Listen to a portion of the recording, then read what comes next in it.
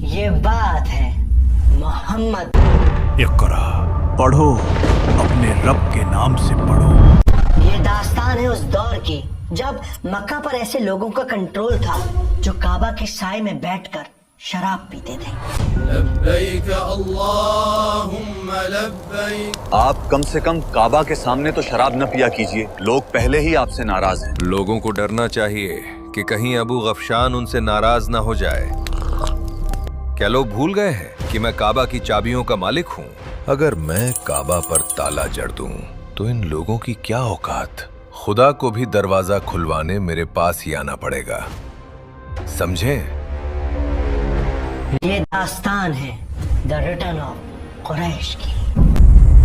حضور، میں نے خود اپنے کانوں سے سنا ہے، یہودی اور عیسائی سمجھتے ہیں کہ کعبہ کی سرداری نبی ابراہیم کی نسلوں کو ملے گی ایک دن۔ اچھا، اور ان کے مطابق یہ باتیں ان کی کتابوں میں موجود ہے۔ بنو قزاحہ ہیں ہم، جب تک زندہ ہیں کعبہ کے سردار رہیں گے۔ کوئی کتنا ہی زور لگا لے، نبی ابراہیم کی نسل کو یہ سرداری خواب میں بھی نصیب نہیں ہوگی۔ جاؤ پتہ کرو اور کیا پکڑا ہے ان کتاب والوں کے درمیان۔ جی بہتر۔ صلی اللہ علیہ وآلہ وسلم کا تعلق قریش قبیلے سے تھا، یہ تو ہم سب جانتے ہیں، لیکن ہسٹری میں سب سے پہلے وہ کون سے شخص تھے جنہیں قریش کہا گیا؟ اے قریش، یہ کیسا اللہ ہے تمہارا جو امتحان پر امتحان لیتا ہے؟ آؤ میرے ساتھ چلو، حلال اور حرام کے فرق سے بہت دور، آؤ مجھ سے جڑ جاؤ۔ اور سب سے بڑا سوال، رسول اللہ صلی اللہ علیہ وآلہ وسلم کی نسل میں پیدا ہونے والا وہ 16-17 سال کا لڑکا کون تھا جس نے لوگوں کی دی ہوئی گالی کو اپنے سر کا تاج بنا لیا اور ارادہ کر لیا کہ ابراہیم علیہ السلام کی نسل کے ہاتھوں میں وہ کعبہ کی سرداری کو لے کر آئے گا؟ اگر آپ ان میں سے کسی ایک بھی سوال کا جواب نہیں جانتے نا، تو اس کا مطلب یہ ہے کہ آپ محمد کو مانتے تو ہیں لیکن جانتے نہیں۔ محمد النبی الأمی۔ ایسا کون سا وسوسہ ہے جو تمہیں اپنے نبی کو جاننے سے، ان کو پہچاننے سے روکتا ہے؟ لیکن کچھ کہانیاں، کچھ لوگ، کچھ داستانیں دفن ہونے کے لیے نہیں بلکہ ہسٹری میں اپنا نام کرنے کے لیے پیدا ہوتی ہیں۔ ایسی ہی ایک داستان ہے مکہ کی۔ یہ ایک ایسا وقت تھا جب دنیا کے نقشے پر عربیہ کی کوئی حیثیت نہ تھی، نہ یہاں روم کے جیسے بڑے محل تھے، نہ پرشیا کی طرح ہری بھری کھیتی تھی، نہ نیل جیسی ندی بہتی تھی اور نہ نالندہ جیسی یونیورسٹی تھی۔ یہاں تھی تو صرف جلانے والی چٹانیں اور آگ اگلتا ہوا ایک سورج جس کی کرنیں صبح سے شام تک صرف اللہ کے گھر کعبہ کا طواف کرتی، اور اس آگ میں تپتے یہاں کے عام بدو جن کے پاس نہ دولت تھی نہ شہرت، نہ ان کے ہاتھوں میں کوئی ہنر تھا نہ کوئی آسرا، یہاں تک کہ ان بیچاروں کو یہ تک نہ معلوم تھا کہ اونٹوں کو کس طرح سے ایک قافلے کی شکل میں چلایا جاتا ہے، ایک کیراواں کی طرح چلایا جاتا ہے۔ کم بخت، رات ذرا سی آنکھ کیا لگی، سب کے سب اونٹ غائب ہو گئے۔ حد ہے، اب کس طرح سے قبیلے واپس جاؤں گا؟ کتنا بہتر ہوتا اگر یہ جانور ہمارے اشاروں پر چلتے، نہ کہ ہم ان کے اشاروں پر۔ میں یہاں دھوپ میں مارا مارا پھر رہا ہوں اور خود بھی نہ جانے کہاں دھوپ میں بھٹک رہے ہوں گے۔ ابراہیم علیہ السلام کو گزرے صدیاں بیت چکی تھی۔ حضرت ابراہیم اور اسماعیل علیہ السلام کے اصل وارث اپنی ہی مٹی پر اپنے ہی گھر میں اجنبی بن چکے تھے۔ مکہ پر اب ان کا کوئی حق نہ تھا۔ جرہم اور اس کے بعد بنو قزاحہ جیسے طاقتور قبیلے اس مقدس شہر کے مالک بن بیٹھے تھے، اور اسماعیل علیہ السلام کی نسل کے لوگ جنہوں نے اصل میں مکہ کو بسایا تھا، وہ مکہ کی گلیوں میں در در بھٹک رہے تھے۔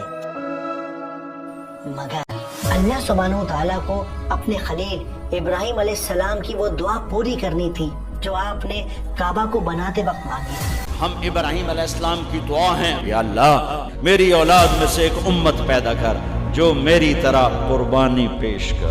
اور اللہ سبحانہ وتعالیٰ کو اپنے خلیل کی اس آخری نبی والی دعا کو پورا کرنے کے لیے اپنے پیارے نبی محمد صلی اللہ علیہ وآلہ وسلم کو اس دنیا میں بھیجنا تھا۔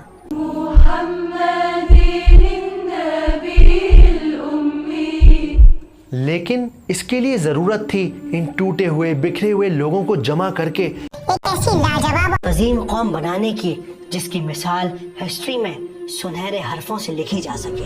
یاد ہے نبی کے پردادا ہاشم کا زمانہ؟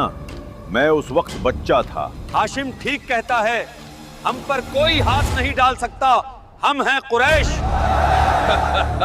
قریش والوں کا میرے دربار میں ہمیشہ استقبال ہے۔ میرے دوست ابو جہل، محمد صلی اللہ علیہ وسلم کا اثر کم کرنا آسان نہیں ہے۔ عربوں پر آپ کے بزرگوں کے بہت احسان ہیں۔ عربوں کو کنواں کھودنا، اونٹوں کے قافلے بنانا، تجارت کرنا، پکے مکان بنانا، یہ سب آپ کی نسلوں نے ہی سکھایا ہے۔ آپ کے دادا پر دادا نے چاہے کچھ بھی کیا ہو، لیکن میں آپ کو بنو مخزوم سے آگے نہیں نکلنے دوں گا۔ ابن ہشام اپنی کتاب میں مینشن کرتے ہیں کہ ان بکھرے ہوئے لوگوں کو جمع کرنے کی شروعات ہوتی ہے مضر بن نزار سے۔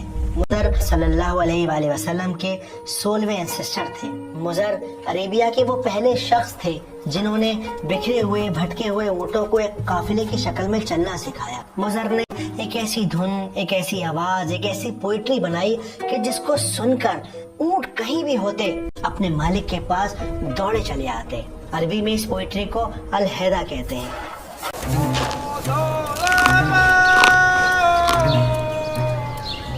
اور شاید آپ کو یہ بات جان کر حیرانی ہو کہ سن 2022 میں یعنی 2022 میں یونیسکو نے اس اورل ٹریڈیشن کو، الہدا کو کلچرل ہیریٹیج کی لسٹ میں شامل کیا ہے۔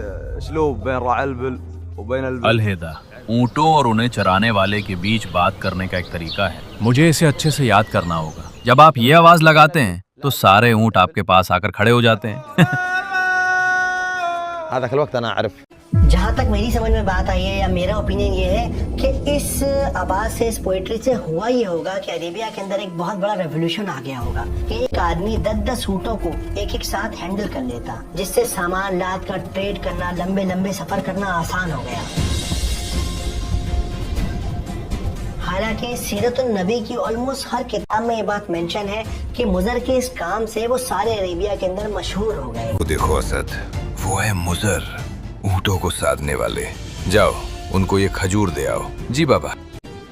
اور جیسے جیسے ہم سیرت النبی کے سفر میں آگے بڑھتے جائیں گے، آپ محسوس کریں گے کہ اللہ سبحانہ و تعالیٰ نے آپ صلی اللہ علیہ وآلہ وسلم کے آب و اجداد کو یعنی کہ انسسٹرز کو ایسے ایسے موقع پرووائڈ کیے کہ ہسٹری کے اندر ان کا رتبہ اونچا ہوتا چلا گیا۔ جیسے فہر نے بکھرے ابراہیم علیہ السلام کی نسل کے بچوں کو جمع کر کے قریش کا لقب حاصل کیا۔ قصی نے مکہ کا پہلا پارلیمنٹ بنا کر مکہ کے بدوؤں کو ایک سسٹم دے دیا۔ ہاشم نے سردی اور گرمی کے سفر کیے اور مکہ کو بھوک سے بچایا۔ اور آپ صلی اللہ علیہ وآلہ وسلم کے پردادا عبد المطلب جنہوں نے آب زمزم کا کنواں کھودا اور ہاتھیوں والے لشکر کے آگے اکیلے کھڑے ہو کر دکھا دیا کہ اللہ کے گھر کی حفاظت کرنے والوں کا رتبہ کیا ہوتا ہے۔ اور انہی عظیم کوششوں کا نتیجہ تھا کہ جب نبی پاک صلی اللہ علیہ وآلہ وسلم کا دور آیا تو کسی قبیلے میں، کسی اسلام کے دشمن میں، کسی مشرک کے اندر یہ ہمت نہ تھی کہ وہ آپ صلی اللہ علیہ وآلہ وسلم کو فزیکلی نقصان پہنچا سکتا۔ اسی وجہ سے یہ اسلام کے دشمن غریب مسلمانوں کو، غلاموں کو اپنا شکار بنایا کرتے۔ محمد میں اپنے آبا و اجداد کی جھلک صاف نظر آتی ہے۔ میرے دادا مجھے کنانا کے بارے میں بتایا کرتے تھے۔ وہ بھی بالکل آپ کی طرح لوگوں کو اپنی باتوں کے جادو میں باندھ لیا کرتے تھے۔ یقیناً یہ آپ کی باتوں کا ہی جادو ہے جس نے لوگوں سے ان کے باپ دادا کا دین چھڑوا دیا ہے۔ تم دیکھنا ولید، دین تو ان غلاموں کا میں چھڑواؤں گا۔ اور پھر یوں ہی دیکھتے دیکھتے وقت ریت کی طرح انگلیوں سے پھسلتا چلا گیا اور آپ صلی اللہ علیہ وآلہ وسلم کی نسل میں ایک شخص پیدا ہوئے، کنانا۔ کنانا عربیہ کے سمجھدار لوگوں میں سے ایک تھے۔ کنانا کی خاص بات یہ تھی کہ کنانا کو دا آرٹ آف کمیونیکیشن بہت زبردست آتا تھا۔ یعنی جب کنانا کسی سے بات کرتے تو ایک ماحول، ایک سما باندھ دیتے۔ ساری رات لوگ آگ کے الاؤ کے پاس بیٹھ کر کنانا کی باتیں سنا کرتے۔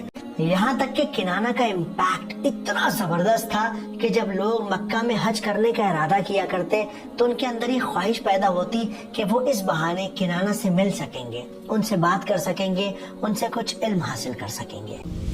हज की बेताबी तो है ही, लेकिन किनाना से मिलने की बेताबी तुम में कुछ ज्यादा नजर आती है। पिछली बार किनाना से हुई मुलाकात का असर अब भी मुझ पर है। ये सुनकर तो मैं भी बेताब हूँ। जनाब, सारा सामान लाद दिया है, सवारी तैयार है। शाबाश, चलो सफर शुरू करते हैं। हाँ जरूर। इब्न हिशाम अपनी किताब में मेंशन करते हैं कि किनाना को ही कुरैश कहा गया। हालांकि इस बात में खिलाफ है। बहुत सारे हिस्टोरियंस का ये मानना है कि कुरैश का लक़ब इनके पर पोते फहर इब्न मालिक को मिला। फहर जो नबी पाक सल्लल्लाहु अलैहि वसल्लम के 12वें एंसेस्टर थे। और क्यों मिला इन्हें? क्योंकि जब हिस्टोरियंस ने मक्का के अलग अलग कबीले जैसे बनु मखज़ूम, बनु ज़हरा, बनु उमय्या, बनु हाशिम, इन सब को ट्रैक किया तो इन सब की ब्लड लाइन फहर पर जाकर ही मिलती है।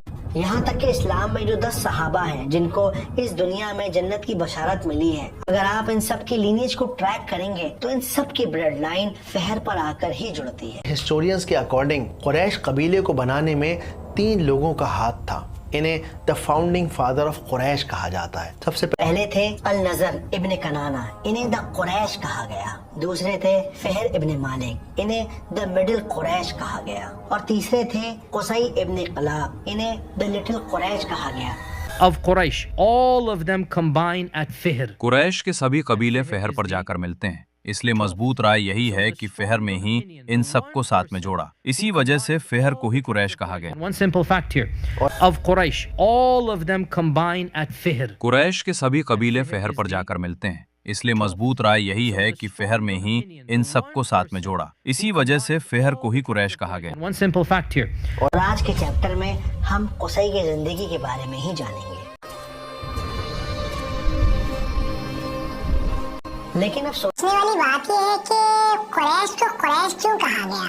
क्योंकि उनके अंदर तकर्रुश था। तकर्रुश यानी बिखरी हुई चीजों को, लोगों को जमा करने वाले लोग। और नबी पाक सल्लल्लाहु अलैहि वसल्लम की नस्ल में तकर्रुश होने की वजह से इनके अंदर एक ऐसी फितरत पैदा हो गई कि ये सारे लोग आम बद्दुओं से बिल्कुल अलग नजर आते थे। जहां आम बद्दू अपनी जिंदगी सिर्फ भेड़ बकरियां चराने में गुजार रहे थे, वहीं कुरैश कबीले वालों ने ऊँटों को एक कारवां में चलना सिखाया और फिर तिजारत को अपना हथियार बनाया। दूर दराज के खतरनाक सफर किए और इनकी इसी मुसलसल मेहनत और अक्लमंदी की वजह से ये अरेबिया और आसपास के इलाकों में बेइंतहा मशहूर हो गए और देखते ही देखते ये बहुत ज्यादा रईस हो गए। और इसी मालदारी की वजह से ये लोग कबीले के लोगों को, अपने बच्चों को चिकना गोश्त और खालिस दूध पिलाते, जिससे इनके चेहरे सुर्ख और सफेद हो गए। हालांकि कुरैश के लोगों के अंदर ये बात अभी कहीं ना कहीं पल रही थी कि इतनी कामयाबी, इतना पैसा होने के बावजूद भी मक्का पर उनका कोई कंट्रोल नहीं, वो अपनी ही जमीन पर पराए हैं। आज काबा के रखवाले वो बने बैठे हैं जिनकी कोई हैसियत नहीं, और हम नबी इब्राहिम की नस्ल से होकर भी बस मुंह देख रहे हैं। इस माल और दौलत का क्या फायदा जब हम अपनी जमीन से ही दूर हैं। फिक्र नहीं करो, हक और बातिल के फैसले में चाहे कितनी भी देर हो, जीत हक की ही होती है। इसी बहते वक्त के दरमियान आप सल्लल्लाहु अलैहि वसल्लम की पैदाइश से तकरीबन 5 पुश्त पहले मक्का के तपते हुए सहरा में आपकी नस्ल में एक बच्चा पैदा हुआ, ज़ैद इब्न किलाब।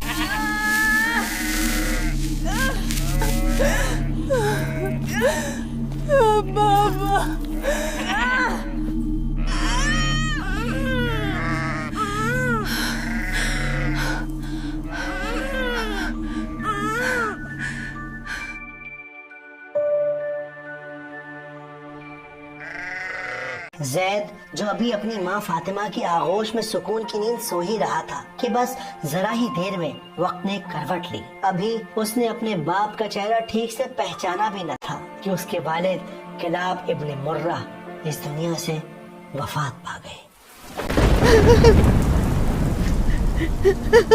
सहरा की हवाओं में एक तकलीफ थी और उस तकलीफ के पीछे अल्लाह का डिवाइन प्लान चल रहा था। ये वो दौर था जब अरेबिया में एक बेवा के लिए अकेले बच्चे को पालना किसी अजाब से कम न था। इस्लाम आने से पहले अरेबिया का समाज बड़ा बेदर्द, बड़ा जालिम था। औरत की तो अपनी कोई हैसियत न थी, उसका वजूद, उसकी पहचान उसका शौहर था।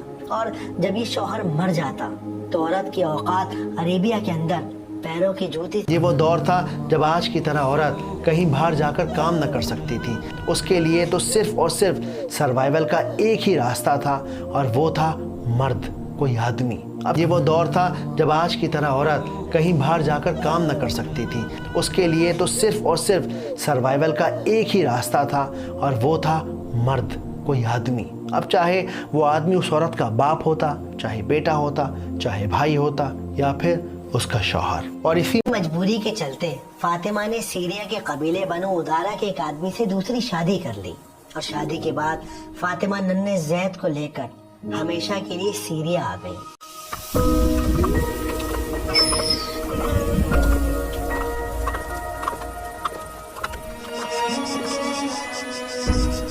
सीरिया की हवाएं ठंडी और वादियां आरामदेह थी। वहाँ मक्का जैसी जलती गर्मी और भूख का कोई नामो निशान न था और देखते ही देखते वक्त बर्फ की तरह खामोशी से पिघल गया। जैद माँ की आगोश से निकलकर चलने लगे और बस कुछ ही सालों में लड़कपन की दहलीज पर आकर खड़े हो गए। बाबा, क्या आप फिर से बारिश का पानी जमा कर रहे हैं? ये बारिश की बूंदे नहीं, रहमत है, रहमत। मैं आता हूँ।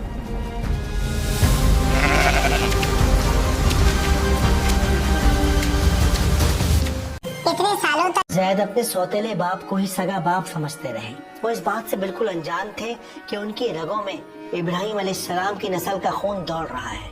सीरिया के बाकी लड़कों के बीच जैद अलग ही नजर आते थे। ये उनके पूर्वजों का ही असर था कि जैद में किनाना जैसी समझदारी थी और फहर जैसा दबदबा था। होश में बदलू भी तुम्हारा, चाहे तलवार हो, तीरंदाजी हो या घुड़सवारी, जैद कबीले के हर शख्स से मीलों आगे निकल चुके थे। मगर जैद की यही काबिलियत उनकी दुश्मन बन गई। इब्न हिशाम अपनी किताब में मेंशन करते हैं कि एक दिन कबीले के लड़कों के बीच किसी बात को लेकर बहस हो गई। ये बहस इतनी ज्यादा बढ़ गई कि बनु उदारा के एक लड़के ने जैद के वजूद पर एक ऐसी चोट मारी कि जैद की पूरी आइडेंटिटी बिखर कर रह गई। मैं तो कहूँगा इंसान को अपनी औकात में रहना चाहिए। सुन रहे हो जैद? लगता है सबके दुलारे जैद ने मुंह में दही जमा लिया है। जवाब क्यों नहीं देते जैद? क्या अपनी औकात याद आ गई? तुम सबको मुझसे किस बात की हसद है, मुझे समझ नहीं आता। हम तुमसे क्यों हसद रखने लगे? तुम तो एक कुसई हो, एक अजनबी, अपने बाप की सौतेली औलाद।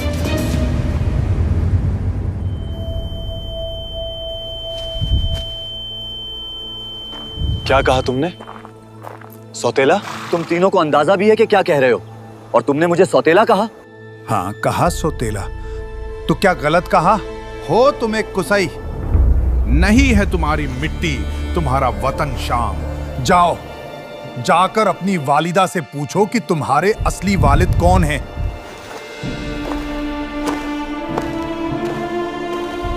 तुमने ये क्या किया?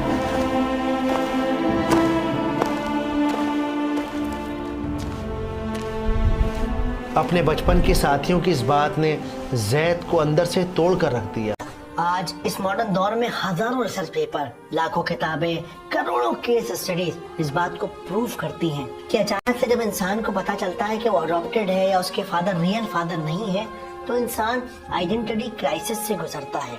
दुनिया की हर चीज उसे बेईमानी लगती है। बिल्कुल वही हाल इस वक्त जैद का था। कुसई नाम की इस गाली ने जैद की पूरी आइडेंटिटी को इस तरह से बहा दिया जैसे लहरें रेत के घर को बहा दिया करती हैं। जब जैद अपने घर की तरफ बढ़ रहे थे तब वो असल में एक ताकतवर नौजवान नहीं बल्कि एक टूटे हुए बच्चे की तरह थे। और जब जैद की वालिदा ने ये बात कंफर्म कर दी कि हाँ वो असल में एक पराए हैं, एक कुसई हैं और उनका सौतेला बाप उनका असली बाप नहीं है, तो फिर जैद बच्चों की तरह फूट फूट कर रो पड़े। ये रोना जैद की कमजोरी नहीं बल्कि अपने वजूद के गुजर जाने का मातम था।